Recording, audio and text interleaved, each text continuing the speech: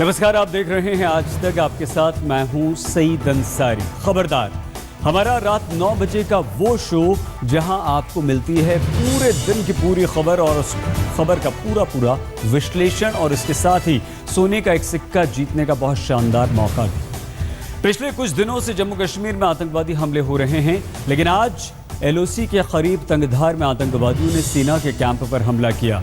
तो आज के बुलेटिन में हम आपको बताएंगे कि आखिर तंगधार में हमले के पीछे की पूरी साजिश क्या है आतंक का ब्लूप्रिंट। इसके अलावा कल से संसद सत्र की शुरुआत हो रही है। हम आपको बताएंगे कि विपक्ष कैसे करेगा मोर्चाबंदी और क्या है सरकार की रणनीति। आज राहुल गांधी बेंगलुरु में छात्राओं के साथ थे, लेकिन वो फंस गए। हम आपको इस बुलेटिन में बताएंगे कि आखिर ऐसा क्या हुआ कि राहुल अपनी किरकिरी वहां पर करा बैठे। इस सब के अलावा हम आपको ये भी बताएंगे कि दिल्ली विधानसभा का संग्राम आखिर क्यों और कैसे सड़क तक पहुंच गया। लेकिन सबसे पहले बात तंगधार के आर्मी कैंप में हुए आतंकवादी हमले की। जिस कैंप में हमला हुआ वो LOC के करीब है। हमला आत्मघाती था जिसकी जिम्मेदारी जैश मोहम्मद ने ली है। हमले के बाद कई सवाल खड़े हो रहे हैं और सबसे बड़ा सवाल ये कि तंगधार में हमले का इस वक्त मतलब क्या है।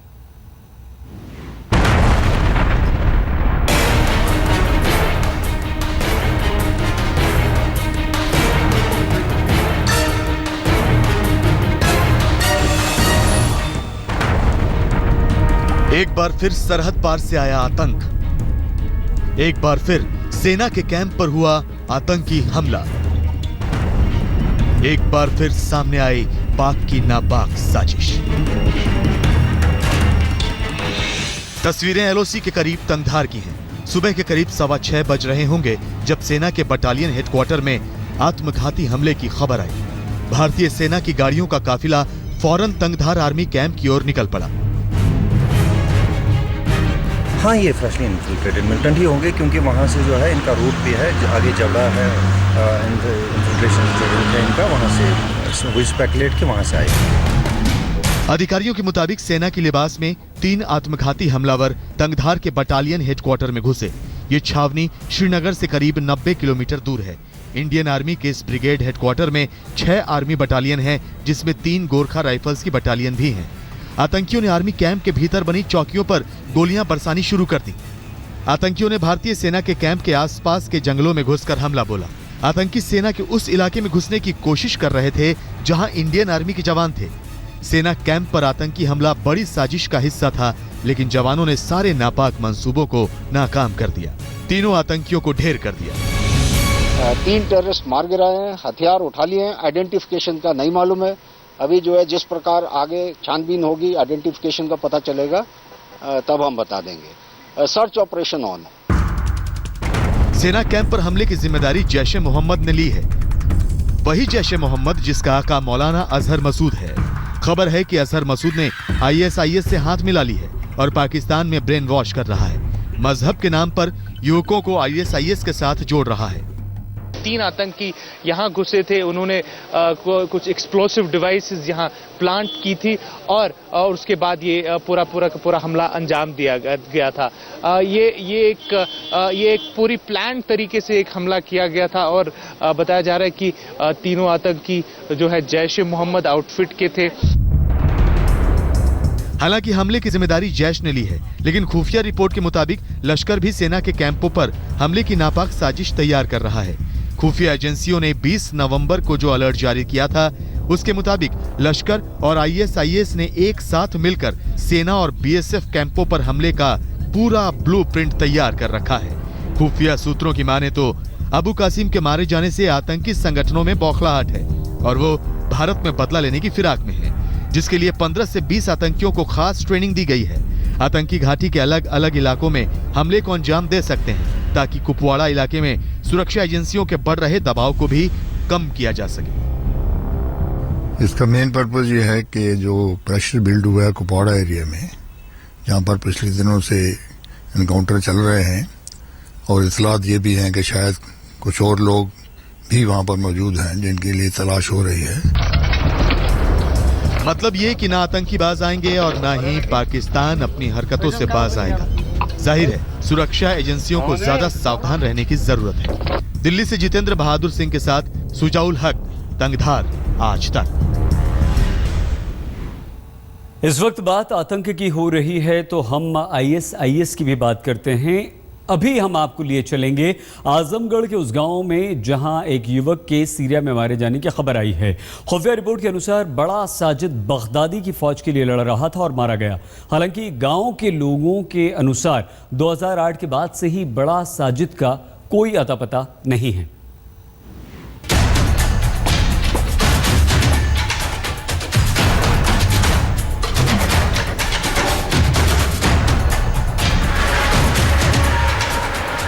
ये आजमगढ़ का संजर गांव है, वही संजर गांव जिसके साथ बाटला कांड का कनेक्शन है। ये वही संजर गांव है जिसका कई जगहों पर हुए धमाके के साथ भी कनेक्शन है और अब इसी गांव से ISIS का कनेक्शन भी जुड़ रहा है। आपको यकीन नहीं हो रहा तो गृह मंत्रालय को मिली इस रिपोर्ट को देखिए। इसमें उन 6 लोगों के नाम हैं जो भारतीय होकर सीरिया में बगदादी के लिए लड़ रहे थे लेकिन मारे गए। इन 6 लोगों में आजमगढ़ के मोहम्मद साजिद का भी नाम है। आज तक जब बड़ा साजिद के गांव पहुंचा तो पता चला कि गांव वालों को भी उसके मारे जाने का शक है, लेकिन किसी को कुछ पुख्ता जानकारी नहीं है। रिश्तेदारों के मुताबिक बड़ा साजिद उर्फ मोहम्मद साजिद 2008 में गांव छोड़कर गया था। बाटला कांड के बाद उसका कोई अता पता नहीं चला। NIA ने बड़ा साजिद के सिर पर 10 लाख का इनाम भी रखा। इस बीच उसके नेपाल, पाकिस्तान और अफगानिस्तान में मारे जाने की खबरें आई, लेकिन कभी पुष्टि नहीं हो पाई। हमें कोई खबर नहीं वो कहाँ है। ये हम रोज़ रोज़ इस चीज़ का सामना कर रहे हैं, लेकिन मामला यह कि शुरू से हमारी डिमांड रही है कि इसकी इंक्वायरी करवाई जाए। वो आज तक नहीं इंक्वायरी हो रही। इंक्वायरी हो जाती तो मामला साफ हो जाता। खुफिया एजेंसियों ने गृह मंत्रालय को जो रिपोर्ट सौंपी उसमें बड़ा साजिद के मारे जाने की पुष्टि की, लेकिन आजमगढ़ के संजर गांव के कई संदिग्ध आतंकी ऐसे हैं जिनकी तलाश में सुरक्षा एजेंसियां अब भी परेशान हैं। आजमगढ़ के संजरपुर गांव के 6 आतंकी NIA के मोस्ट वांटेड लिस्ट में हैं, जो बाटला हाउस और सीरियल धमाकों के आरोपी हैं। NIA ने सबके सिर पर 10 लाख का इनाम रखा है। किसी का कोई अता पता नहीं है, लेकिन नाते रिश्तेदार ये मानने के लिए भी तैयार नहीं कि वो आतंकी थे। ये भी मानने के लिए तैयार नहीं कि साजिद ISIS के लिए काम करता था और वो मारा गया। ये तो बहरहाल कोई मानने के लिए तैयार नहीं है कि कोई सीरिया में जाके लड़ रहा है, कोई इराक में लड़ रहा है, कोई अफगानिस्तान में। इतने बड़े लड़ाके यहाँ के लोग नहीं हो गए अचानक जो पूरी दुनिया में जाके लड़ने लगे। पहले सिमी, फिर बाटला हाउस, इंडियन मुजाहिदीन और अब ISIS की वजह से आजमगढ़ का संजरपुर गांव एक बार फिर सुर्खियों में है। लेकिन यहाँ रहने वाला हर एक शख्स चाहता है कि सारे मोस्ट वांटेड जल्द से जल्द पकड़े जाएं ताकि माथे पर लगा कलंक धुल सके। लखनऊ से अनूप श्रीवास्तव के साथ आज तक ब्यूरो। और आइए अब बात करते हैं कल से शुरू हो रहे संसद सत्र की। बिहार परिणामों के बाद विपक्ष जोश में है तो सरकार विपक्ष के वार की काट की रणनीति तैयार कर रही है। ऐसे में कई बिल लंबित हैं और यही लग रहा है कि ये सत्र भी हंगामे की भेंट चढ़ेगा। Just blanket attacking them doesn't give you a solution. GST पर JDU से समर्थन के संकेत मिलते ही सरकार विपक्ष के साथ संसद सत्र के दौरान भी अलग अलग बिल पर बातचीत को तैयार है। रणनीति शायद यही है कि अलग अलग बिल पर विपक्ष की एकजुटता को तोड़ा जाए। सरकार की कोशिश है कि संसद के इस शीतकालीन सत्र के अंदर तमाम जरूरी बिल पास करा लिए जाएं, तो दूसरी तरफ विपक्ष चाहता है कि सरकार की कोशिशों के ऊपर पानी फेर दिया जाए। अब देखना यह है कि सरकार इन जरूरी बिलों को पास करवा पाती है या फिर संसद का ये सत्र भी हंगामे की भेंट चढ़ जाता है। कैमरामैन पिनाकी सेन के साथ हिमांशु मिश्रा, दिल्ली, आज तक। इस संसद सत्र में राहुल गांधी की काफी अहम भूमिका होगी। आज राहुल बेंगलुरु में छात्राओं से संवाद कर रहे थे, लेकिन देखिए मोदी सरकार पर हमला करके राहुल कैसे अपनी किरकिरी करा बैठे। Clean your country is a strategic national government program. Well, it's not working, is it? I don't see it working. You see it working? Okay. I don't see Swachh Bharat working very well. Okay, the house is divided. Yes, it's working.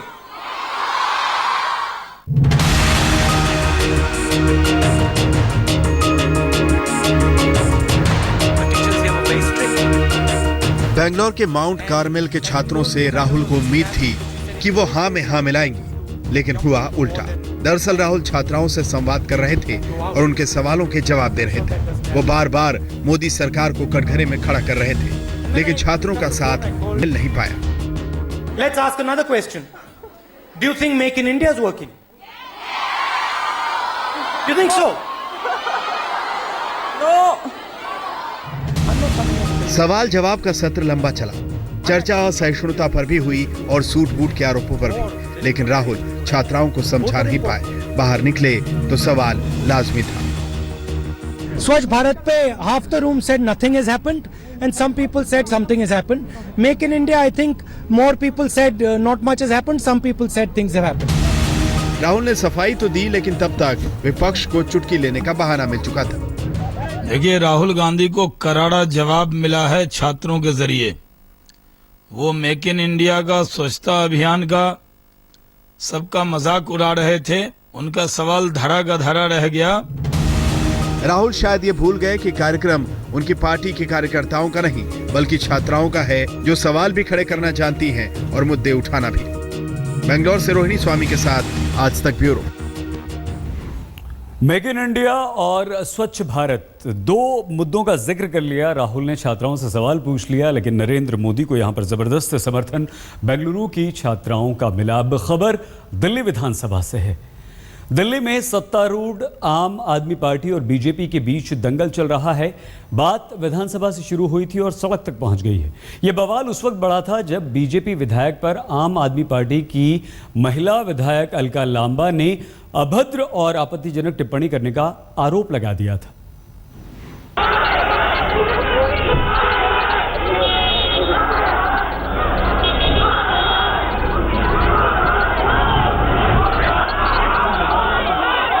हंगामे की शुरुआत विधानसभा में हुई थी, जो चंद घंटों के भीतर सदन से निकलकर सड़क तक पहुंच गई। आम आदमी पार्टी की महिला विधायक अगुवाई कर रही थी और पार्टी की महिला मोर्चा ने बीजेपी विधायक ओपी शर्मा का घर घेर रखा था। दूसरी ओर से ओपी शर्मा के समर्थक और बीजेपी कार्यकर्ता भी अड़े थे। फिलहाल ओपी शर्मा को 2 दिनों के लिए विधानसभा से निलंबित किया गया है, लेकिन आम आदमी की महिला विधायकों की मांग है कि ओपी शर्मा को सदन और पार्टी से बर्खास्त किया जाए। उनकी विधानसभा की सदस्यता जो है वो रद्द कर देनी चाहिए। इतना ही नहीं, उनके ऊपर कानूनी कार्रवाई करते हुए उन्हें जेल भेजना चाहिए। जब तक ओम प्रकाश जी उस सदन में उपस्थित रहेंगे, तब तक हम 6 की 6 महिलाएं उस सदन में उपस्थित नहीं रहेंगी। हमारी सम्मानित विधानसभा में तो उनकी जगह कतई नहीं है। हमारी विधानसभा में तो कतई नहीं बैठ सकते। उनकी जगह बस एक है, तिहाड़ जेल, और उनको वहीं जाना पड़ेगा। ओपी शर्मा जी जैसे लोगों के साथ सख्त से सख्त कार्रवाई की जाए और उनकी भाजपा की सदस्यता रद्द की जाए। पूरी उम्मीद है हमारी सरकार से, माननीय विधानसभा अध्यक्ष से, कि वो एक जो एग्जाम्पल सेट करते हुए कठोर से कठोर कदम उठाएंगे माननीय ओपी शर्मा जी के खिलाफ। दरअसल ओपी शर्मा पर विधानसभा में अलका लांबा के खिलाफ अभद्र टिप्पणी का आरोप है। सदन में बेघरों को घर मुहैया कराने पर चर्चा चल रही थी। मुद्दा दब गया, बहस बढ़ गई। मुद्दों पर चर्चा हो रही थी, उससे हटते हुए ओपी शर्मा जी ने सीधा मेरी तरफ हाथ करते हुए ये कहा कि रात को ये सड़कों पर घूमने वाली बाजारू महिला है। उन्होंने खड़े होकर मुझे नशे का सौदागर, जहरीला प्रसाद बेचने वाला और उस प्रसाद की वजह से ये मौतें हुई हैं, ये बातें उन्होंने कही।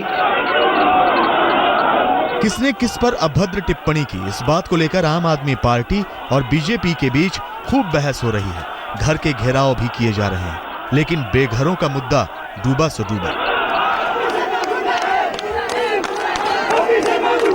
पंकज जैन के साथ कपिल शर्मा, दिल्ली आज तक। और अब देश और दुनिया की कुछ और दूसरी बड़ी खबरें जल्दी से।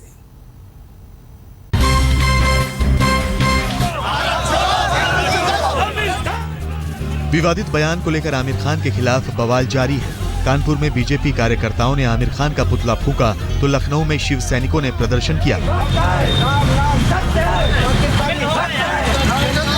इस बीच आमिर ने विवादित बयान को लेकर मचे बवाल पर बयान जारी किया है। उन्होंने कहा कि मेरा और मेरी पत्नी का देश छोड़ने का कोई इरादा नहीं है। मैं अपने बयान पर कायम हूँ। जो लोग मेरी आलोचना कर रहे हैं वो मुझे सही साबित कर रहे हैं। उधर आमिर के बयान को लेकर सियासत भी जारी है। तो उनको बुला के पूछना चाहिए, सरकार की जिम्मेदारी है कि आपको तकलीफ कहाँ हुई है, ये पूछना चाहिए। कहीं कहीं तो तकलीफ हुई तो बड़ा कलाकार है। उस कलाकार को भी कहूँगा, जिस सरजमी से तूने अरबों कमाया, अगर उसकी इज्जत नहीं कर सकता तो उसका अपमान करने का धंधा नहीं करना चाहिए। शिवसेना ने भी अपने मुखपत्र सामना में आमिर खान को रणछोड़ दास बताया है और बयान पर सवाल उठाए हैं। उधर संगीतकार A.R. रहमान ने बिना आमिर का नाम लिए असहिष्णुता को लेकर नसीहत दी है।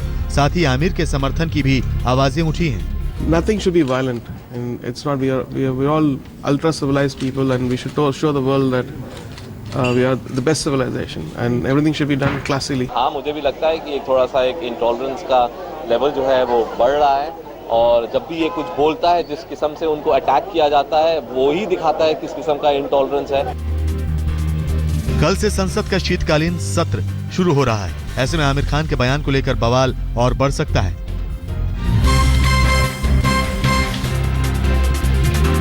यूपी के राज्यपाल राम नाईक के बयान को लेकर विवाद खड़ा हो गया है। वाराणसी में महात्मा गांधी काशी विद्यापीठ के दीक्षांत समारोह में छात्रों को संबोधित करते हुए विदेशों में रह रहे भारत के लोगों की तारीफ कर रहे थे। तभी उन्होंने यूपी बिहार के लोगों को झाड़ू पोछा लगाने वाला बता दिया। अस्पताल तो अमेरिका का है या इंग्लैंड का है, और झाड़ू पोछने का, साफ सफाई करने वाला भी कोई है तो बिहार का ही है, उत्तर प्रदेश का है। इतना ही नहीं, राज्यपाल ने बुजुर्गों को मिलने वाले पेंशन पर भी सवाल उठाए। वो बुजुर्ग का क्या करना, अभी उनको कितने साल पेंशन देते रहना, और ये पेंशन देते रहने की भी एक आर्थिक समस्या है। राम नाईक यूपी की अखिलेश सरकार के कामकाज पर सवाल खड़े करके पहले भी कई बार सुर्खियों में रहे हैं।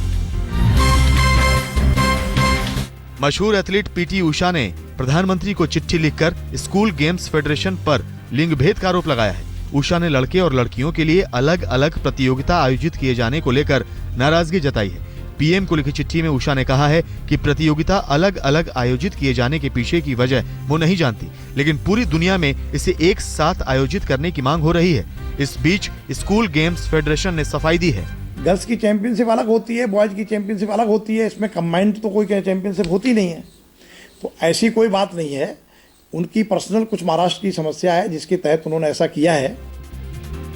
पीटी उषा ने पीएम को लिखी चिट्ठी में कहा है कि school games federation of India को अपनी गलती सुधारनी चाहिए।